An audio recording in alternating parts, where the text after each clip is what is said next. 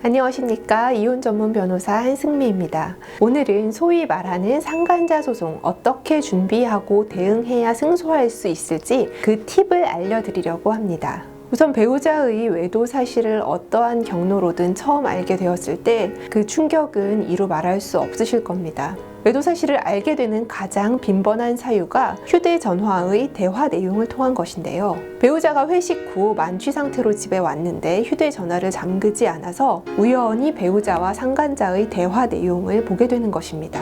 그렇게 배우자의 외도 사실을 알게 되면 가슴이 철렁하고 분노를 주체하기 힘드시죠.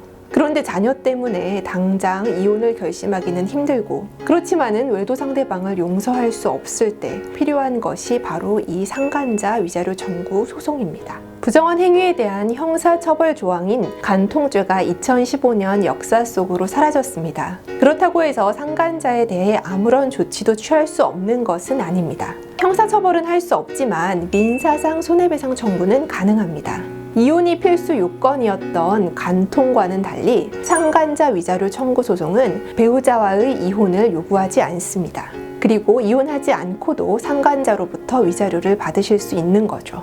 그렇다면 이 상간자 위자료 청구 소송의 본질, 위자료 소송을 통해서 얻을 수 있는 것은 도대체 무엇일까요? 단순히 외도 상대방으로부터 돈을 받아내고 화를 푸세요 이렇게 말하는 것은 아닙니다. 당신이 겪으신 일이 금전적으로 해결될 수 있는 문제가 아니라는 것을 저희는 누구보다 잘 알고 있습니다. 하지만 적법하게 상대방의 잘못을 지적하고 보상을 받을 수 있는 최소한의 조치라도 해보자는 것이죠. 손해배상을 청구하는 것은 금전적인 제재를 가하는 효과도 있지만 외도를 저지른 사람에게 정신적인 압박을 가하는 효과가 분명히 있습니다. 일반적으로 사람들은 소송의 피고가 된다는 사실만으로도 상당한 부담을 느끼고 스트레스를 받습니다. 외부에 이 사실이 노출될까봐 걱정이 되고 법원의 판결이 어떻게 나올지 소송 결과에 대해서 계속 노심초사 기다리게 되는 거죠. 이러한 사정만으로도 당신이 원하는 어느 정도의 효과는 달성할 수 있지 않을까 싶습니다.